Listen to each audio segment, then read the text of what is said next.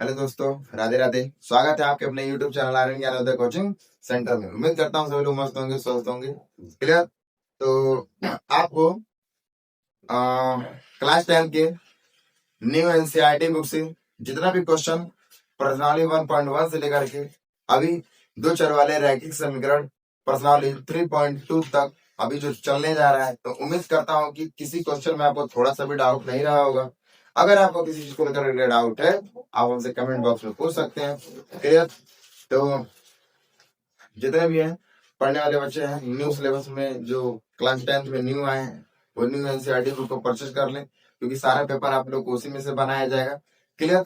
चलिए, तो क्वेश्चन आपको बहुत अच्छे से समझ में आ रहा होगा और उम्मीद करता हूँ समझ में भी आए, क्योंकि हमें पढ़ना बहुत जरूरी है और आपके हर एक क्वेश्चन को आसान बनाने के लिए हम तैयार हैं। क्लियर। चलिए आइए देखा जाए क्वेश्चन क्या बोला गया। कह रहा है निम्न रैखिक समीकरण युग्म को प्रतिस्थापन विधि से पढ़ना है। प्रतिस्थापन विधि में पहले समझ लीजिए हमें पढ़ना क्या है। हमें दो चीज पढ़ने हैं, एक प्रतिस्थापन विधि और एक विलोपन विधि। हमें दो तरीके से पढ़ना है, एक प्रतिस्थापन विधि पढ़ना है और एक विलोपन विधि। आप मुझे अपना 15 मिनट दीजिए, बाकी सारे क्वेश्चन को हल करने का और आसान तरीके से बनाने का मेरा पूरा प्रयास रहेगा। क्लियर। चलिए पहला क्वेश्चन देखिए क्या पूछा गया है। पहला क्वेश्चन ये क्या है, निम्न रैखिक समीकरण को युग्म मतलब रैखिक समीकरण युग्म को प्रतिस्थापन विधि से करना है। हमने देखा पहला क्वेश्चन हल करेंगे। हमने देखा हाल में पहला क्वेश्चन हल करेंगे। पहला क्वेश्चन क्या बोला गया x plus y equal to 14। x plus y equal to 14। आइए जब इसको हम सॉल्व करेंगे, तो हम क्या कर सकते हैं। हमने देखा हम लिखेंगे x इक्वल टू 14 प्लस में बाबू जराएगा तो माइनस का वाई हो जाएगा, चलिए बहुत शानदार। समीकरण हमारा कौन सा हो जाएगा, समीकरण हमारा हो जाएगा 1। क्लियर। चलिए समीकरण नंबर 1 हो गया। अब हम क्या करेंगे, उसको भी निकाल लेंगे। तो लिखेंगे तथा x minus y equal to 4। समीकरण नंबर हमारा दूसरा है। समीकरण नंबर हमारा दूसरा है। समीकरण नंबर हमारे पास और दूसरा। चलिए हमसे बोला गया प्रतिस्थापन विधि से। किस विधि से, प्रतिस्थापन विधि से। और प्रतिस्थापन विधि में आपको दो चीज पढ़नी है, एक हमें पढ़ना है विलोपन विधि और एक हमें पढ़ना है प्रतिस्थापन विधि। प्रतिस्थापन विधि में आपने देखा कि इसमें ऑलरेडी क्या दिया हुआ है, समीकरण का मान दिया हुआ है। सर जी समीकरण का मान दिया हुआ है और हमें इसे सॉल्व करना है। हम लिखेंगे समीकरण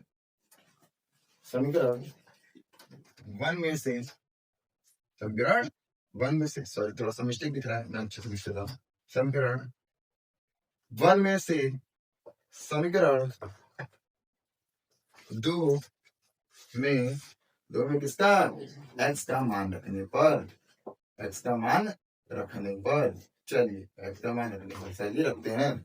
समीकरण नंबर 1 में से समीकरण नंबर 2 में हमें क्या रखना है, x का मान रखना है। आइए हमने x का मान देखा समीकरण नंबर 1 में से समीकरण नंबर 2 में x का मान रखने पर हमने देखा x का मान हमारे पास क्या आ गया, -14 माइनस का y और माइनस का y और टोटल कितना दिया है हमारे पास 4। बहुत शानदार सर जी।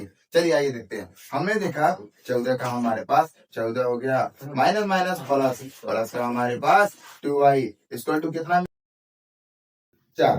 अब हम क्या करेंगे, हमने देखा कि सर जी हमारे पास 14 minus 2y 14 minus 2y equal to 4 आता है। हम क्या करेंगे, लिखेंगे माइनस का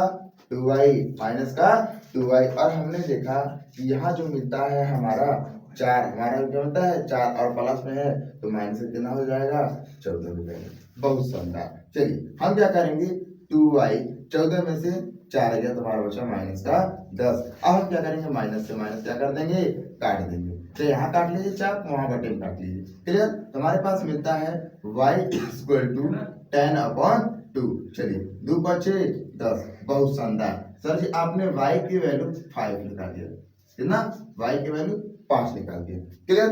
आपने अभी समीकरण नंबर 1 का निकाला। क्लियर। आपको समझ में आ रहा है, सही बच्चों को समझ में आ रहा है। चलिए ठीक है। हमने देखा आपने y की वैल्यू क्या निकाला 5, तो हम क्या करेंगे एक प्यारा सा एक और अंडरलाइन डालेंगे। चलिए निकालते हैं। हमने देखा कि हम y की वैल्यू 5 निकाल दिया, तो अभी आपने y की वैल्यू निकाला, अभी आपको किसकी वैल्यू निकालनी है 10 x की वैल्यू निकालनी है। चलिए लिखेंगे y का मान समीकरण किसमें रखने पर 1 में रखने पर, समीकरण नंबर 1 में रखने पर। चलिए आगे रखते हैं। समीकरण नंबर 1 में रखेंगे। समीकरण नंबर 1 में रखेंगे। समीकरण नंबर हमारा एक क्या कहता है x इक्वल टू 14 माइनस का y, x equal to 14 minus का y। आइए मान रखते हैं, हम रखेंगे x इक्वल टू कितना है बाबू हमारे पास 14 है।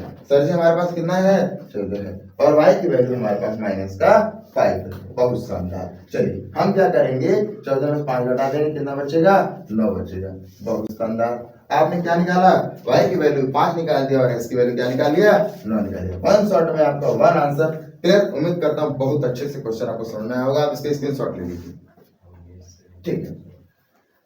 जो भी यूट्यूब चैनल पर हमारे वीडियो को देख रहे हैं, हमारे चैनल को सब्सक्राइब करें एवं लाइक करना ना भूलिए। आप लाइक करना, आप वीडियो तो देखते हैं पर लाइक नहीं करते, तो उम्मीद करता हूँ आपसे लाइक आप लोग का नहीं रुकना चाहिए, और शेयर तो आप लोग दबा कर करें। क्लियर। चलिए आइए नेक्स्ट क्वेश्चन पे चला जाए। क्वेश्चन नंबर हमारा दूसरा, ठीक। आइए दूसरा क्वेश्चन देखा जाए।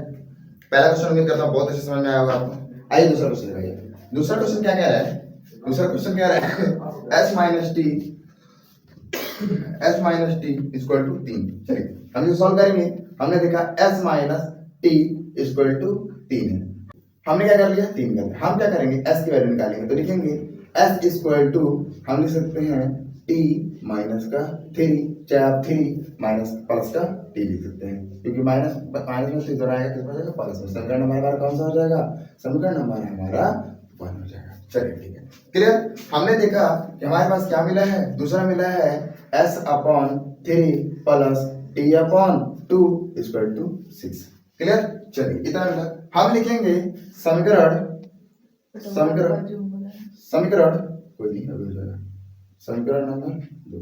क्लियर। समीकरण नंबर 2 हम लिखेंगे समीकरण नंबर 1 में, समीकरण नंबर 1 में से समीकरण 2 में, समीकरण 2 में s का मान रखने पर, इसका मान s का मान रखने पर, s का मान रखने पर, चलिए s का मान रखने पर। बहुत शानदार सर जी। आइए s का मान रखा जाए। हमने देखा s की वैल्यू क्या है, समीकरण नंबर 1 से, समीकरण नंबर 1 में समीकरण नंबर 2 में रखने पर किसका मान, s का मान। हमने s का मान क्या निकाला, तो t प्लस 3 अपॉन का हमारे पास हो जाता है 3 प्लस का t अपॉन 2 इक्वल टू कितना है 6 है।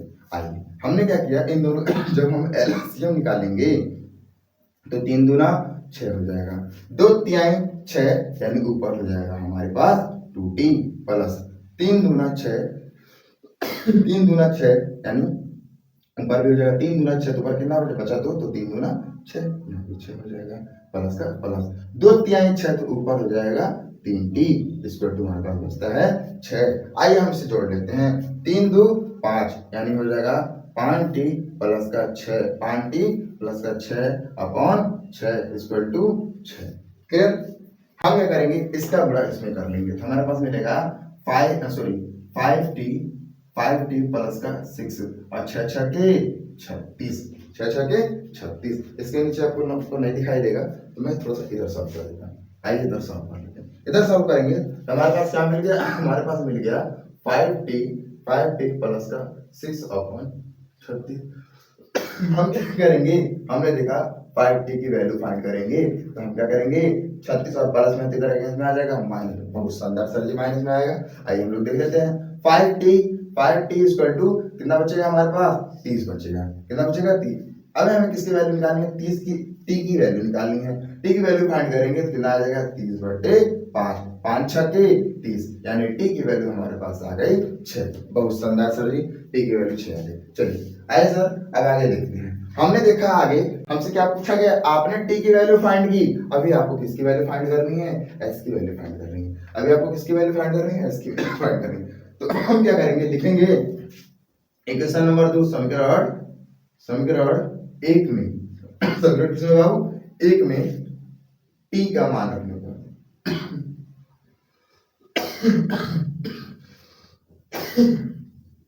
समीकरण t का मान रखने पर, आइए मान रखते हैं। हमने देखा समीकरण नंबर फर्स्ट क्या कहता है, फर्स्ट कहता है s equal to t plus 3। हमने देखा टी की वैल्यू हमने क्या निकाला था, तो टी की वैल्यू अपने 6 निकाला, हमने टी की वैल्यू 6 और प्लस का 3 और एस की वैल्यू हमारे पास क्या हो गया 9। बहुत शानदार सर जी, हमारे पास दोनों आंसर आ गए। क्लियर, वन शॉट में वन आंसर। आप इसका स्क्रीनशॉट ले लीजिए। ठीक है, आइए नेक्स्ट क्वेश्चन चैप्टर पर चला जाए। जो भी हमारे यूट्यूब चैनल पर नए हैं हमारे चैनल को लाइक करें, सब्सक्राइब करें एवं जो भी वीडियो को देख रहे हैं वो हमारे वीडियो को लाइक करें और शेयर करना ना भूलें, जिससे हमारी वीडियो सबसे पहले आप सभी के पास पहुंचे। क्लियर, आइए नेक्स्ट क्वेश्चन पर चला जाए। उम्मीद करता हूँ हर एक क्वेश्चन आपको बड़े आसान से और बड़े शानदार तरीके से समझ में आ रहा होगा। क्लियर, चलिए आगे बढ़े।